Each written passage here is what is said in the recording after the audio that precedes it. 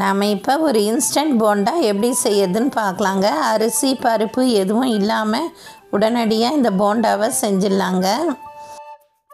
1/4 kilo அவல் எடுத்துக்கிட்டேங்க. Lace அவல் எடுத்துக்கணும். இதுக்கு வெள்ளை கலராக அவலை நல்லா கழுவிடுங்க. அழுக்காக இருக்குது. நல்லா 3 தடவை கழுவிட்டு ஒரு 10 நிமிஷம் ஊற வச்சு எடுத்துக்கிட்டேங்க. தண்ணியெல்லாம் ட்ரெயின் பண்ணி எடுத்துடுங்க. இது மாதிரி நல்லா பிசைகிற அளவுக்கு ஊறணும். நல்லா பிசைஞ்சு வச்சுக்கிட்டேங்க. அவலை உருளைக்கிழங்கு 2 வேக வச்சு எடுத்துக்கிட்டேன். நல்லா ஸ்மாஷ் பண்ணிவிடுங்க. ஸ்மாஷ் பண்ணி அவலில் சேர்த்துக்கிட்டேங்க.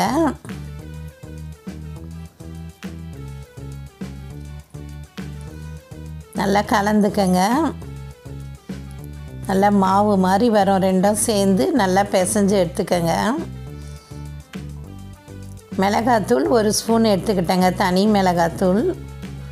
மஞ்சள் தூள் 1/2 ஸ்பூன் எடுத்துக்கிட்டேன். கரம் மசாலா 1/2 ஸ்பூன் எடுத்துக்கிட்டேன். ஜீரகம் 1 ஸ்பூன். இஞ்சி பூண்டு பேஸ்ட்டு 1 ஸ்பூன். சால்ட்டு தேவையான அளவு எடுத்துக்கிட்டேங்க. வெங்காயம் 1 பொடியாக கட் பண்ணி சேர்த்துக்கிட்டேன். கொத்தமல்லி இலைகளையும் சேர்த்துக்கங்க. நல்லா பிசைஞ்சுக்கணுங்க. நல்லா எல்லாத்தையும் கலந்து நல்லா பிசைஞ்சு எடுத்துக்கங்க. மாவு ரெடி ஆயிடுச்சு. இது மாதிரி உருண்டையாக உருட்டி எடுத்துக்கங்க. போண்டா மாதிரி கொஞ்சம் கூட தண்ணி சேர்க்க வேண்டாம். இதில் நல்லா உருண்டையாக போண்டா மாதிரி ஃபுல் மாவையும் உருட்டி எடுத்துக்கிட்டேங்க. அடுப்பில் எண்ணெயை நல்லா காய வச்சுக்கோங்க.